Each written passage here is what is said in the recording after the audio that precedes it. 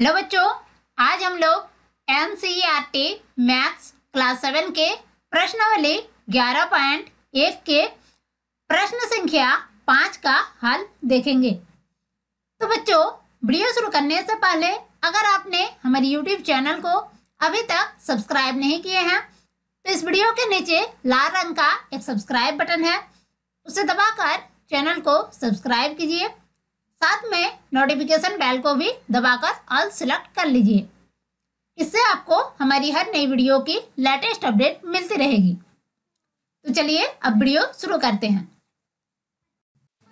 प्रश्न संख्या 5 में कहा गया है, एक वर्गाकार पार का क्षेत्रफल एक आयताकार पार के बराबर है।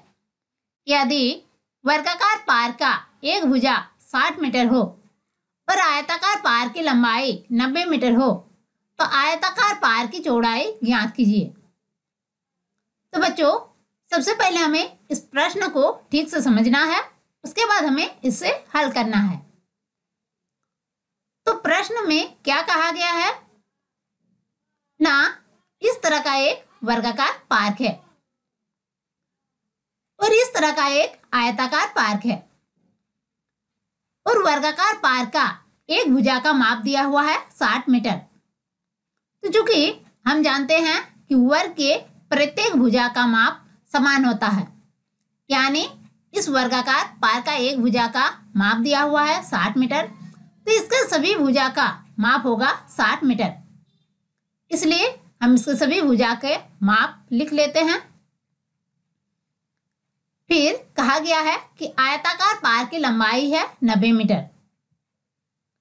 तो चूंकि हम जानते हैं कि आयत के आमने सामने की भुजा जो है वह बराबर होती है, यानी आयताकार पार की लंबाई यहाँ पर दिया हुआ है 90 मीटर, तो इसके जो सामने वाला भुजा है वह भी होगा 90 मीटर। तो इसलिए यहाँ पर हम इसके सामने वाले भुजा को भी लिख लेते हैं 90 मीटर। फिर कहा गया है कि वर्गाकार पार का क्षेत्रफल और आयताकार पार का क्षेत्रफल जो है वह बराबर है।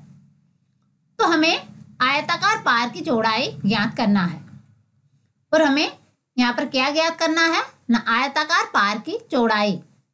ठीक है, तो यहाँ पर हम लिख लेते हैं प्रश्नानुसार वर्गाकार पार का क्षेत्रफल इक्वल टू आयताकार पार का क्षेत्रफल।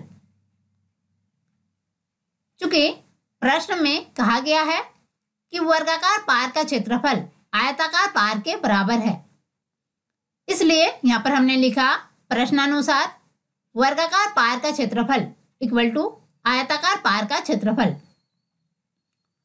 और वर्ग का क्षेत्रफल इक्वल टू सूत्र होता है भुजा गुना भुजा, इसलिए वर्गाकार पार का क्षेत्रफल के जगह पर हम लिखते हैं भुजा गुना भुजा। फिर हम बराबर का निशान लगाते हैं। उसके बाद है आयताकार पार का क्षेत्रफल। तो आयत का क्षेत्रफल इक्वल टू सूत्र होता है लंबाई गुना चौड़ाई, इसलिए आयताकार पार का क्षेत्रफल के जगह पर हम लिखते हैं लंबाई गुना चौड़ाई। पर वर्गाकार पार का एक भुजा का माप दिया हुआ है 60 मीटर और इस पार का प्रत्येक भुजा का माप जो है वह समान है, क्योंकि ये वर्गाकार है। इसलिए यहाँ पर हम भुजा गुना भुजा के जगह पर लिखते हैं 60 मीटर गुना 60 मीटर। उसके बाद हम बराबर का चिन्ह लगाते हैं।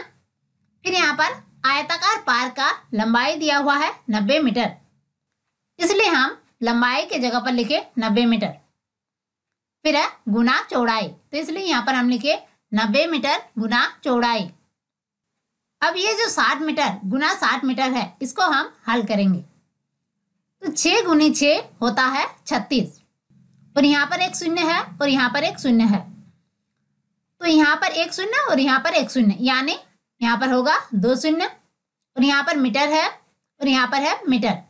तो मीटर को मीटर से गुना करेंगे तो होगा मीटर स्क्वायर, यानी जब हम 60 मीटर को 60 मीटर से गुना करते हैं तो हमारा प्राप्त होता है 3600 मीटर स्क्वायर बराबर 90 मीटर गुना चौड़ाई, और 3600 मीटर स्क्वायर बराबर है 90 मीटर गुना चौड़ाई। चूंकि ये दोनों जो है ये बराबर है, इसलिए हम इसे अपने सुविधा के अनुसार लिखते हैं 90 मीटर गुना चौड़ाई बराबर 3600 मीटर स्क्वायर। अब ये जो 90 मीटर है इसको अब हम बराबर के उस साइड ले जाएंगे, इसलिए यहाँ पर हम लिखते हैं चौड़ाई बराबर, यहाँ पर जो 3600 मीटर स्क्वायर है इसको हम लिखते हैं 3600 मीटर गुना मीटर, क्योंकि ये जो 3600 मीटर स्क्वायर है इसको हम अपने सुविधा के लिए यहाँ पर लिखते हैं 3600 मीटर गुना मीटर। अब ये जो 90 मीटर है इसको अब हम बराबर के उस साइड ले जाएंगे, तो ये जो 90 मीटर है ये जब बराबर के इस साइड था तब ये गुना में था, और जब कोई संख्या बराबर के इस साइड गुना में रहता है फिर उस संख्या को बराबर के उस साइड भेजा जाता है तब वह संख्या बटा में परिवर्तित हो जाता है। इसलिए यहाँ पर है 3600 मीटर गुना मीटर, यहाँ पर होगा बटे 90 मीटर। ठीक है, अब 1 मीटर यहाँ पर इससे कट जाएगा और फिर ये शून्य और ये शून्य कट जाएगा। फिर हम लिखते हैं इसलिए चौड़ाई बराबर, यहाँ पर बचा है 360 मीटर, इसलिए यहाँ पर हम लिखते हैं 360 मीटर। उसके बाद हम बटा का चिन्ह देते हैं, उसके बाद यहाँ पर बचा है 9, तो 360 मीटर बटा यहाँ पर 9 लिखते हैं। अब यहाँ पर है 360 मीटर बटा 9, तो 9 से हम 36 को काटेंगे तो 9 चौके होता है 36, इसलिए यहाँ पर हम लिखे 4, तो यहाँ पर 4 और यहाँ पर एक 0 है यानी 40 मीटर, इसलिए यहाँ पर हम लिखते हैं बराबर 40 मीटर, यानी आयताकार पार की चौड़ाई हमारे निकल गया 40 मीटर, यानी हमारा आंसर निकल गया 40 मीटर। तो बच्चों हमें उम्मीद है कि ये वीडियो आपके लिए काफ़ी हेल्पफुल रहा होगा। तो इसी तरह के हेल्पफुल वीडियोज पाने के लिए इस वीडियो को लाइक कीजिए, चैनल को सब्सक्राइब कीजिए, साथ ही साथ इस वीडियो को अपने दोस्तों के साथ अधिक से अधिक शेयर कीजिए ताकि आपके दोस्तों को भी इस वीडियो का बेनिफिट मिल सके।